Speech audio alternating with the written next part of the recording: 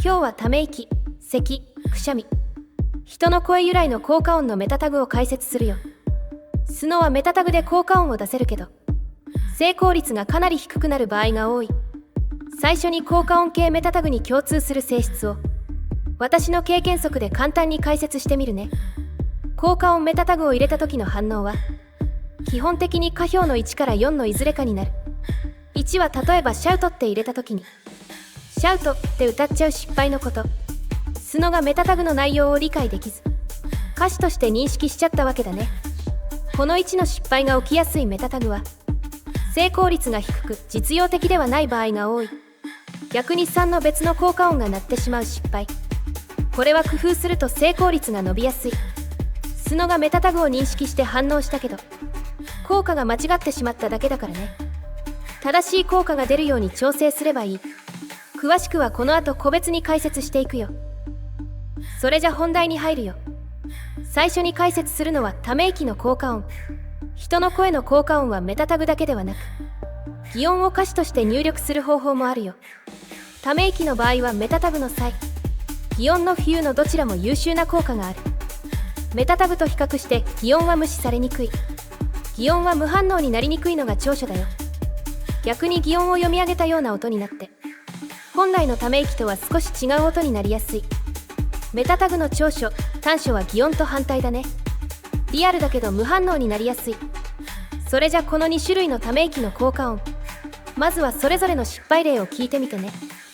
成功例とは違う効果音が鳴ってしまう。それがどんな音かを聞いてみてほしい。ため息が風になる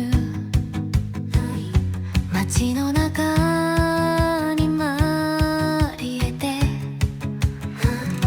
言葉なくさまよって夜の星に変わるんだ。ため息が風になる街の中に紛れて言葉なくさまよって夜の星に変わるんだ。違う効果音が鳴ってしまう失敗例。ため息の場合を実例で聞いてもらったよ。サイの失敗例は音程のある声になって歌の合いの手みたいな音になってたね。フューの失敗例はフューの発音がしっかりしすぎてため息に聞こえなかった。この失敗の音をため息に変えるにはボーカルを弱めればいいんじゃないかな。まあまあフィメールボイスをスタイルに入れてボーカルを弱めたらどうなるか聞いてみよう。ため息が風になる街の中に紛れて言葉なくさまよってため息が風になる街の中に紛れて言葉なくさまよって夜のため息が風になる街の中に紛れて言葉なくさまよってため息のメロディーは未来を呼んでいる。違う効果音が鳴ってしまう失敗はスタイルの工夫で成功に修正できる。もちろん逆のことも言えるよ。効果音を邪魔してしまうスタイルもある。特にフィメール、メールボーカルの熱唱は人の声系のメタタグを思いっきり邪魔する。人の声の効果音の男女指定をするならフィメール、メールボイスの使用を推奨するよ。さて、次は咳、くしゃみの効果音、コフとアチューを解説するよ。コフは咳を意味する単語でもあるし、咳の擬音としても使われているよ。だからコフは成功率がかなり高い。音もリアルで優秀な効果音メタタグだよ。くしゃみは英語でスニーズだけど、残念ながらメタタグスニーズは効果がない。その代わり擬音のアチューが優秀だから、くしゃみを出したいときはアチューがいいね。文字をそのまま読んじゃう欠点はあるけど、それでもくしゃみに聞こえないことはない。この2つはかなり成功率が高いから、スタイルで工夫しなくても普通に使えるよ。それじゃ実際にどんな音が鳴るか、成功例の音を聞いてみようか。朝からそぎ止まらないくしゃみもひっきりなし薬飲んでも効かない君のせいかもね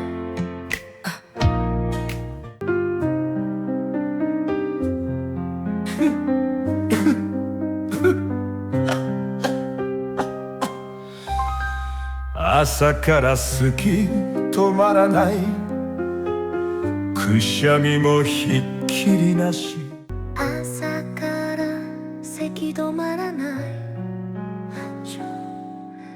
くしゃみもひっきりなし薬飲んで朝から咳止まらないくしゃみもひっきりなし薬飲んでも効かない君のせいかもね仕事中漏れ漏れ周りの咳、くしゃみは成功率が高めだから、実用的に使えるメタタグだと思うよ。まあ出る音が特殊だから、あまり出番はないと思うけど。笑い声の効果音はメタタグラフィング。成功率は低いけど効き目はあるよ。ラフィングはラフィンと歌ってしまう。厄介な失敗パターンが半分はある。それを乗り越えても笑い声とは違う。別の音が出てしまう失敗パターンも多い。別の音が出る失敗はスタイルで調整できても、ラフィンと歌うのはどうにもできない。成功すればちゃんと笑うんだけどね。一応成功例を紹介しておくよ。笑い声が響く子供のような声心が何をやっても思い出す日々は続いて海行こうか。コメディのような笑い声を出せるスタイル。それを混ぜるとしっかりした笑い声になる。でもラフィンと歌う失敗は対応できない。動画の冒頭で説明したのはこういうことだよ。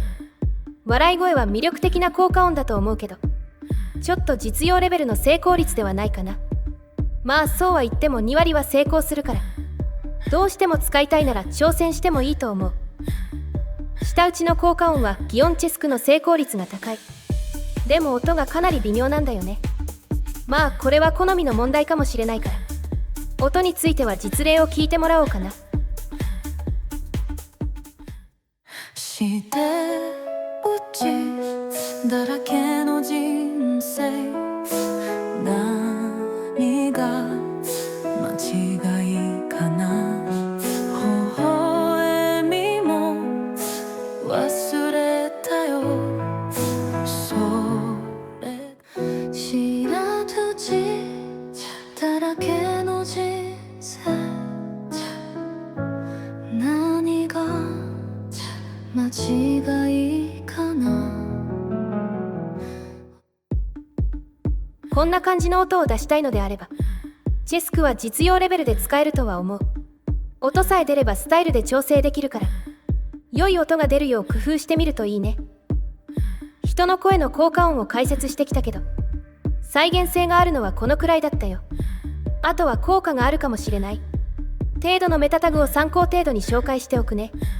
叫び声のスクリームとうめき声のグローニング。